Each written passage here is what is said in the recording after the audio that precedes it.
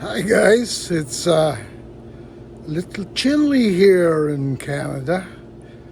Not quite at the igloo stage yet, but I'll give you we have some white stuff, but considering what some people had, it's not a big deal.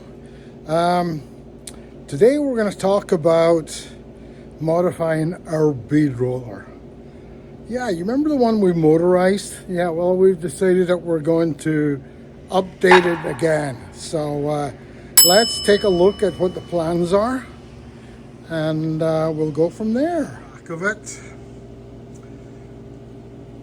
And we made a stand, and we're now on the third iteration of wheels. The last set were too high, made the thing unstable. The first set was a set that was tilt it and then move it, which turned out to be too much arduous than I expected. So these are, I think, 3-inch wheels, but it's still a little on the high side. You can see these things here. That was designed to go down. Whenever we put it in place and put it in work, we would level it out with these leveling pads. I'm obviously going to have to move that down a bit. We added some strengthening on it there, and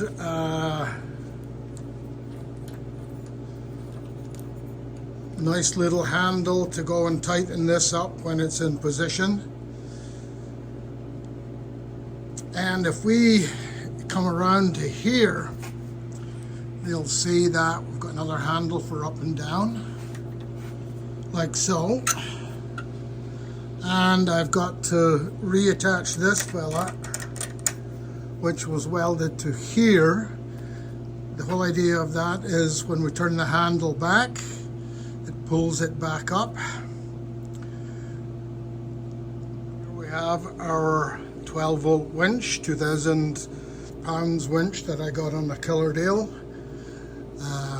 DC, the nice thing you want is DC for one of these because it gives you speed control, and that was accomplished by this thing here. But I am actually looking at getting rid of that and putting in inverter so that we can take 100, plug it into the wall at 110, and it'll invert it to the 12 volts, which we then will have a speed control and a reverser. Now you'll see that what we did here was we modified this, which was the center part of the winch, and we put a chain on it. Now I put this idler on. I'm in two minds whether I am going to leave this or move this down here and do a direct drive onto this, which is the fixed shaft. Now,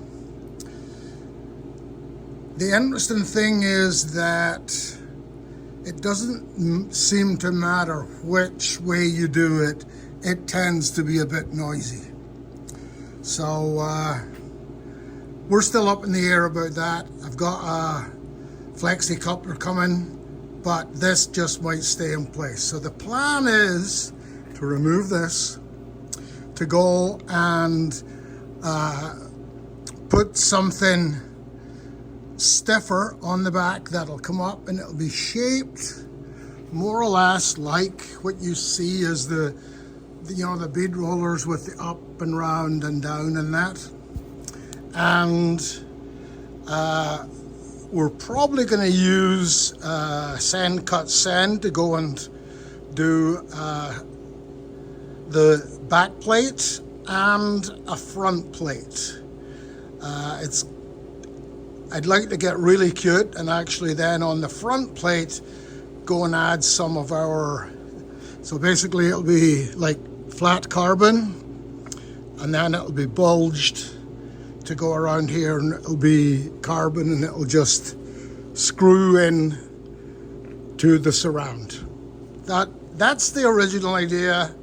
Ever since I've seen Sand Cut Sand, I've been thinking about it, and that would be a good way, you know, instead of having to go and cut this out with the plasma and then go and file it all up. I'd far rather pay the extra money. We just go and prep the finished piece that comes from them.